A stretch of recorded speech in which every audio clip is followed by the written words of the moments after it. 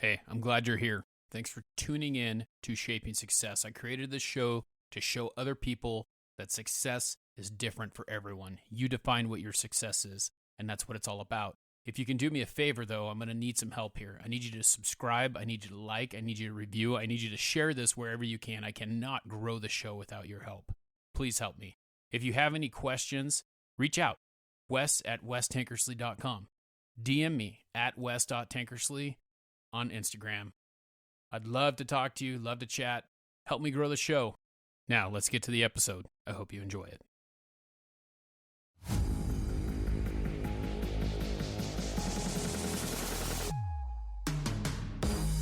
And now, here's your host of Shaping Success, Wes Tankersley. What is up, everyone? Welcome to Shaping Success. I am your host, Wes Tankersley. I want to thank Jay Finning for lending his voice to my intro, because every time I listen to that booming voice just kind of welcomes everyone to the show. If you're watching this live, can you please do me a favor, start a watch party? If you are listening to it on the podcast, please go ahead, do a like, share, and review, and help us to grow the show, because we can't grow without your help. Hey, our guest today is a returning guest. His name is Zach Johnson. He is a pro baseball player. He lives in Germany. He's got a lot of stuff going on, and we're going to talk a little bit more about that. Welcome back, Zach. Good to see you. Yeah, thank you very much for having me. It's always great to connect, and I know obviously being able to do a lot of insightful stuff for different people is amazing, so excited to be here. Yeah, and we've been talking about this for a while. I've known you for almost a year now, and we've been talking about kind of doing some sort of like show together where we can post one on mine, one on yours, and kind of just keep it going, because I think that there's so many things that we share.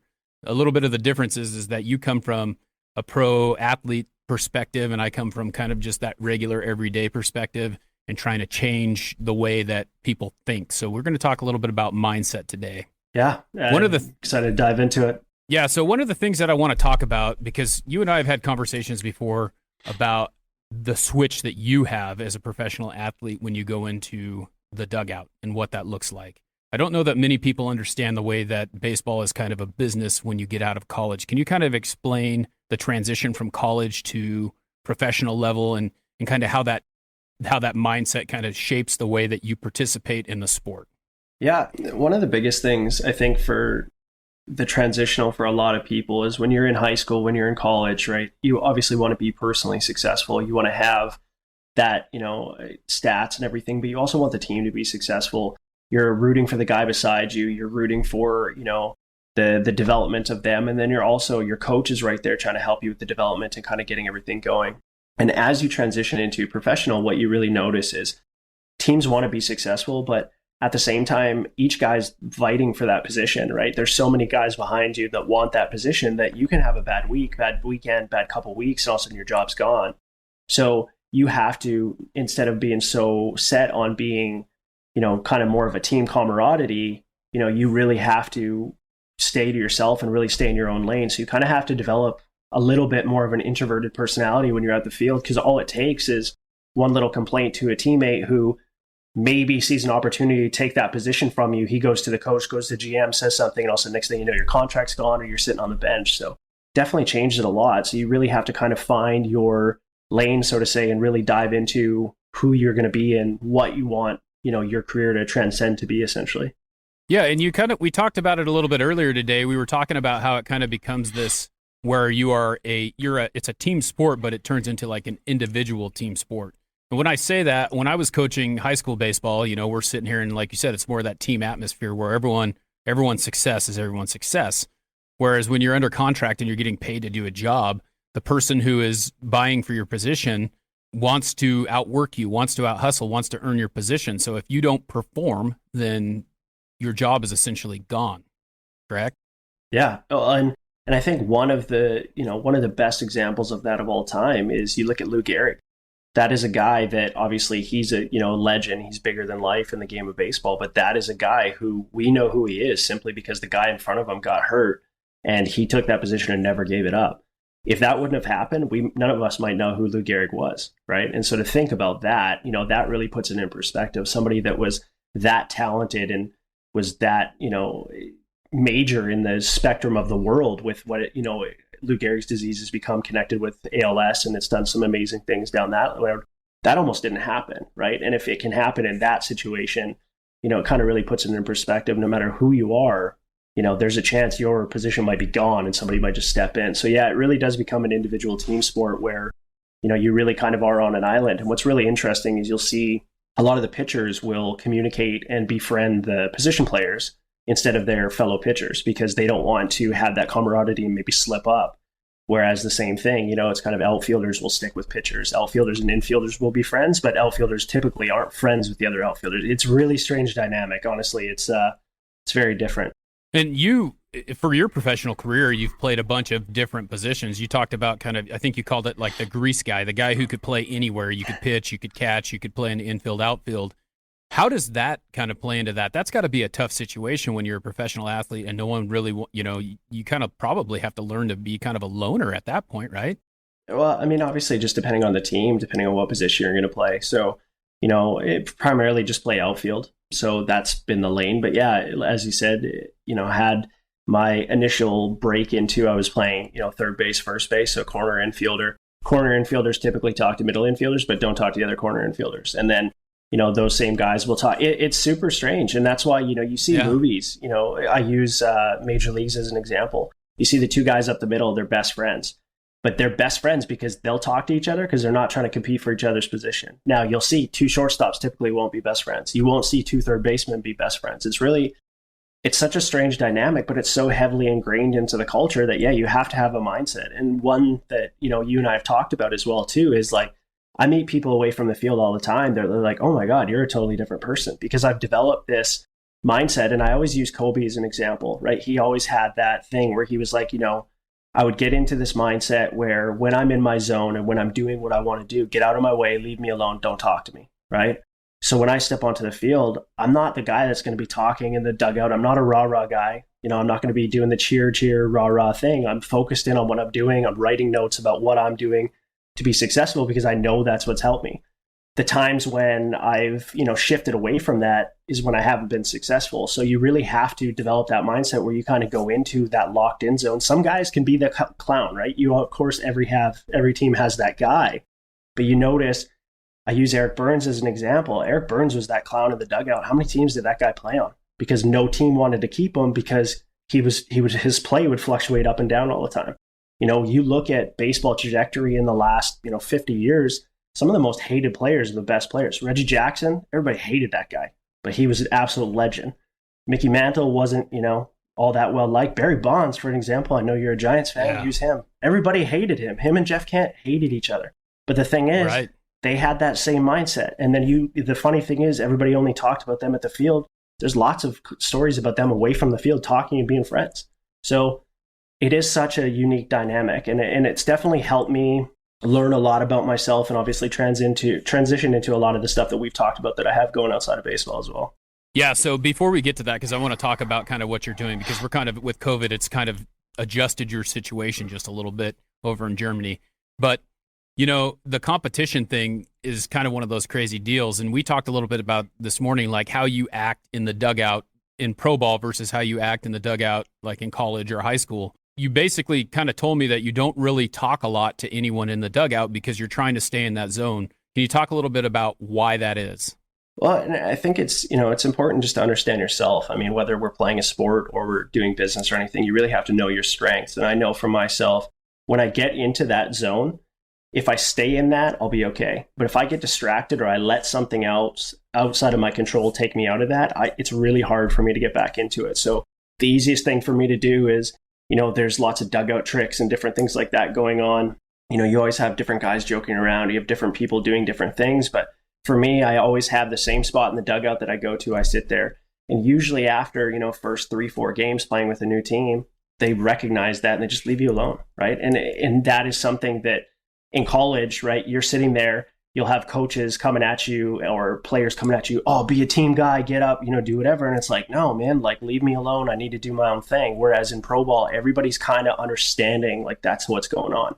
Whereas some teams you can definitely tell where they've a lot more veteran players. The veterans pick that up right away and they kind of almost cater or bring the rookies or younger guys along. Where if it's a young team, you'll see that's why a lot of teams aren't successful because they have so many young guys that don't understand that. And you'll see, I'm going to use them as an example. Toronto Blue Jays have one of the youngest rosters in the big leagues right now. They're not successful because you look, they're joking, they're jumping around all the time. What's great, they'll hit a big home run, and then the next inning, because they're riding that high and every other team is just staying level like this, the other team will come back, score a couple runs, and they'll lose, right? Because you can't, particularly as you know in baseball, if you ride that emotional roller coaster, the other team that stays level is going to beat you. So it's like you have to find whatever it is for yourself to stay locked in. Yeah, and you can't stay complacent in the middle of that, because if someone does hit a home run, that doesn't mean that that's the end of the game. It's and that's the hardest part, I think. I think that kids these days always sit there and they think that that's the number one thing, because that's a big stat. You look cool when you do that, but that's not what scores runs. I mean, that's one out of, that could be one hit out of the whole game, and it could be one where they could score tons of other runs on different, on singles, doubles, and triples. So I think that's the hardest thing to teach anymore, is the competition part of it. These kids are, honing in on one thing. And it was funny when you were talking to me about, first and third baseman or the person behind you, because I remember when I was in high school, I was always looking at the guy in front of me. I was always the second string guy. I could hit really well, but I wasn't a very good fielder. And I'm the backup first baseman, but I'm the designated hitter, right? And I want to play first base, but the guy in front of me is better than me. And so I'm always doing everything I can to try and get that guy's position, which is kind of what happens in pro ball, except for now money's tied to it, right?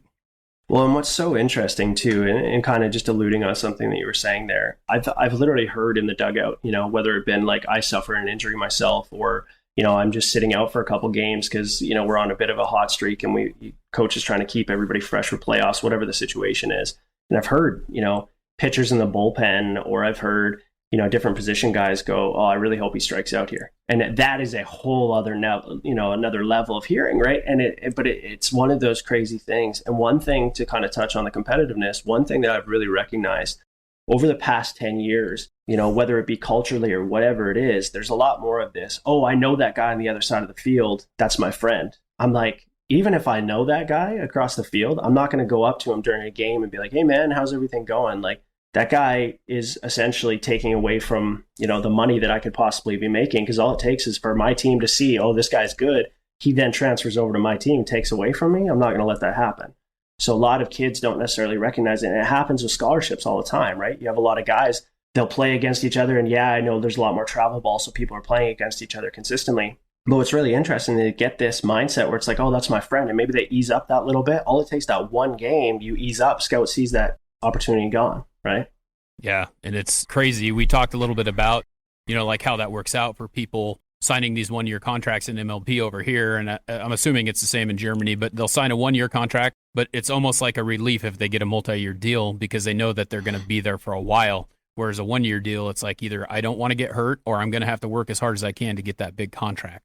Well, and that's what's so interesting when it comes to professional sports. You see a lot of these guys sign these ridiculous long-term deals with so much money, and I'm pumped for them, because I understand when you have that one-year contract, a lot of times what can happen is, it's always in the back of your mind, right? Whether you want to admit it or not, subconsciously you're thinking about it. So you might be putting a little bit more pressure on yourself, especially late in the season, right? If you're a guy that came into that contract the year before and you had put up big numbers, and all of a sudden the next year, all of a sudden halfway through the year, you're not putting up the same numbers you did the year before, you start pressing a little bit. And as you know, in baseball, you press a little bit, you're not going to play well, right? It's one of those weird things. You have to be focused, but you also have to be relaxed. It's a strange dynamic to be able to get yourself into it. And so it's really difficult to be able to find that balance. But with a one-year contract, again, like, you're looking at it going, they might be shopping somewhere else. And that's also one thing that I think a lot of people have to recognize. Like you said, it is a business, right? So oftentimes teams are vying for other guys behind the scenes. I know there's a lot of tampering rules and different things like that, but guys will be talking to you halfway through the season. And so it's so important to make sure that you're locked in and focused. And that's why multi-year deals, you'll see guys that sign those typically have way better numbers in their first 3-4 years of their deal if it's a 5-6 year deal, because they're not concerned about that. Where a guy that signs a one-year bridge deal, he might come out roaring, put up huge numbers early, but then late in the season, he's pressing, so his numbers drop off, or adversely goes the other way, right? It's the same as anything. If you're comfortable, you're going to be a lot more successful. Yeah, and I think it's just amazing, that's the way that it works. But you don't think of that as a person from the outside looking in on a professional athlete. You look at the guy who's out there just working, he's playing a game, and it's always a game to you. It's not something that it's like, oh, that's a game. It's not a job, where you have had to make that switch that it is a job because you're actually getting paid to perform just like you are in any other job. So speaking of that, one of the big things that we talk about a little bit is COVID right now is kind of put you in a position, being where you're at, where you might or might not have a job in baseball anymore. Obviously, the goal is to continue to play baseball because that's what you want to do. But there's no idea of when what's going to happen, when baseball is going to be back to normal and all that stuff. How are you dealing with that? What's your thought process on what's going on with baseball in Germany? I think they're going to have a season here in the USA, but a lot depends on numbers. What's it looking like over there? So at the moment, the season was set to start the end of March, as it usually does, and then obviously run through September. But right now, it looks like probably the end of May starts, so we'll see kind of what happens there. Again, it's one of those things, control what you can control, right? Don't get too caught up in it. So for myself, just kind of really focusing on staying on top of the knee, making sure that fully recovered from the knee surgery last year, just making sure I'm in shape, making sure that when the season does come around, I'm ready to go. And yeah, just kind of staying on top of my mindset so I'm not letting it bother me, because it's so easy to look and go, kind of get down because there's, the waning possibility. So just kind of staying on top of that every day, whether it be doing breathing, going for walks, runs, getting outside, doing some grounding exercises, whatever I'm doing, just make sure I'm staying on top of my mentality. Even though you're a pro athlete, you continue to work on the side and bring in revenues in other ways, which is great because you're not playing now, right? So you're able to make that happen this way. Can you talk a little bit about what you're doing right now while you're waiting for baseball to start up again? Well, and I think that's one of the biggest things that there's an illusion for a lot of people that when you are a professional athlete, that's all you do. You talk to most people that are pro athletes, they're, whether they're investing or they're got some other gigs they're doing along the line, because each and every one of us has to have that realization that at some point, unfortunately, the game's going to end. You don't want to come to that realization, but it is a fact, right? You're going to hit that point where somebody's going to tell you you're no longer good enough. So by kind of setting myself into that mindset of obviously staying focused and everything, but also understanding, like you said, during COVID, I can't just sit back and rest on my laurels and go, oh yeah, I'm going to wait for baseball. So I started, diving into, obviously I have my own podcast, as you alluded to earlier, which has been going great. And then I've been able to get involved with some different companies. I've done some behind the scenes marketing for a company based in British Columbia, Canada for a while that actually does diversibility. And they actually help people with mental and physical disabilities with outreach programs and kind of helping them, which obviously during COVID is so important because everybody's missing that connection to the human element, right? Everybody's looking to what is going on and, where is everybody at, and kind of staying on top of mental health. So it's so important. If you're a person that is already down that path of self-improvement, whether it be by, looking at reading, doing journaling, doing meditation, doing breathing, whatever it is, all your self-improvement practices, it will just kind of help heighten all of that and really kind of take it to the next level. So definitely something I'm really excited for. Can you talk a little bit more about there's some other stuff that you're doing too? You're kind of doing you're kind of a jack of all trades. What is going to be your main focus here in the next, 6 months, besides you're working on for a couple other businesses as well, right? Well, and obviously, just like you said, alluded to, depending on where things go with the baseball season, kind of looking at that. And then obviously just kind of really focusing on some of the different investment stuff that I have going on and really kind of, as you said, taking on a bigger role with the other company based in British Columbia, because I do see, as you and I have talked about so much, is the mental health in the world right now is one of the biggest things. So really and then the company in British Columbia and being connected to mental health is huge too. So yeah, well, I look forward to hearing more from your podcast, and I know that we're going to continue to do this. I want to be respectful of your time. I know that it's pretty late, but I think that this is probably a good stopping point to go ahead and start again with the next time that we get on. I think that we should probably make this, maybe a 4-time series once a month. And I look forward to kind of making that go, because I think that you have so much information, and I think that we have great platforms to kind of share that and help other people grow. Mindset's something that's really important to me. I know that you're reading a lot of books. I try to read as many as I can. Can you leave us with one that you would really think that would be a good one to start with mindset? I have 3 that I'll mention about. So one, if somebody's kind of looking for kind of that jump start to maybe look at things in a different perspective, is the 5 a.m. Club by Robin Sharma. It's a great book. The one thing that I really like about it is he curtails the story through a story of characters. He has a few characters that go through the self-development journey with you as you're reading, and it's quite an easy read to do.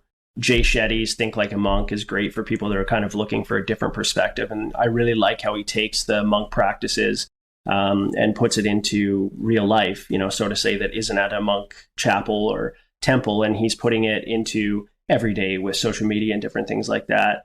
And then the last one would be for people that are kind of just really looking for, a release of different things like that daily. It's 365 Days of Daily Stoic.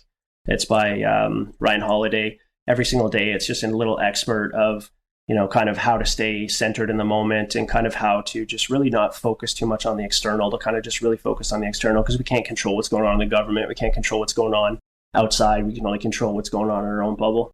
Well, that's exciting. I look forward to, I think I'm going to look into that 5 a.m. club. That's been something that's always been, like, every time you mention that one, I'm like, hey, I need to check that out, because I'm up at 5 a.m. every day. So I need to get in on that. Atomic Habits was a great one for me to listen to and help me kind of learn how to stack those habits. You always have great recommendations. If anyone wants to find you or your podcast, can you kind of tell us where we can get you at? Yeah, the podcast is on every podcast platform. So iTunes, Spotify, all the big ones. Check it out. It's called the Limitless Possibilities Podcast, as well on Instagram and Facebook at the Limitless Production. And then just being able to reach out via email, which is the lppproduction@gmail.com. And Zach is very responsive with responding to people, as am I. If you have any questions, if you want to get in touch with him and you can't get a hold of him, hit me up. Check me out on Instagram. All the stuff will be linked in the show notes, so you'll have an easy time finding him. Zach, I want to say thank you for taking the time. I'm glad it's not 3 a.m. like it was last time for you. So I know you're probably not going to go to bed right now, but good luck with that if you are. I appreciate it. Thanks a lot, Wes. All right, everyone. Well, thanks for tuning in to the special edition with Zach Johnson, returning guest. I hope that you have a great day. Until next time, I challenge you to find the shape of your success.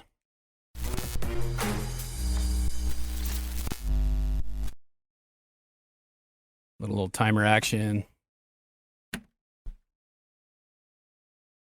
They can see me. They can hear Zach, right? They can't hear you, though.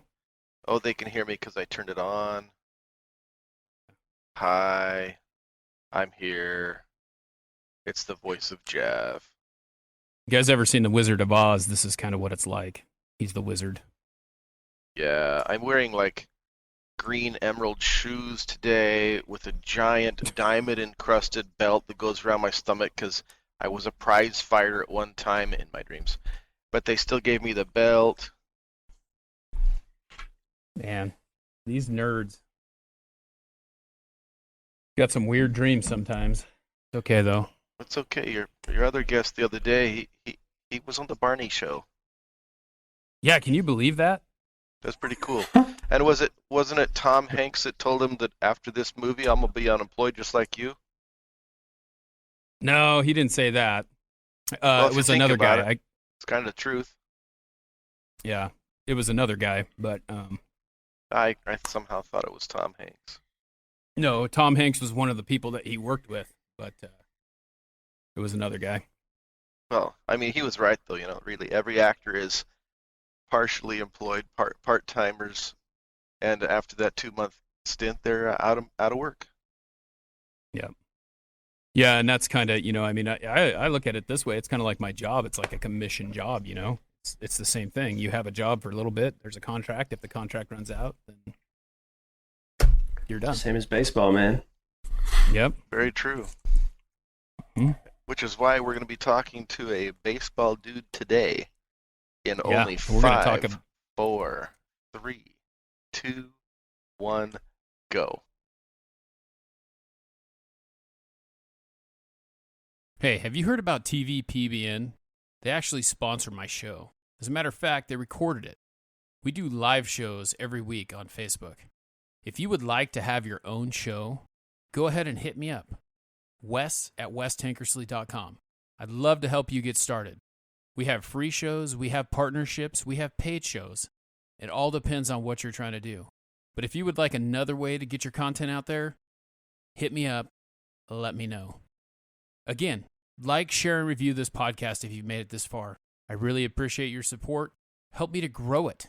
Even if you don't want a show of your own, sponsor the show. Get yourself one of the logos on the live show. Get a pre-roll. Get a post-roll.